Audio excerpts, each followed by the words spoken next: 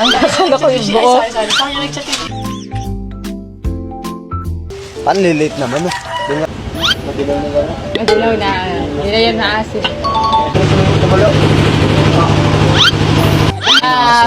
Madam ka ngayon. Siyempre, bisita ka lang. Kasi kasuhin. Ba't ako lang? Charles. Pinsan, di ba? First cousin. Sabi ni Sin, kami na daw mag-makeup. Ganda ba? Hit ko. Oh my God! Ang ganda! Ganda.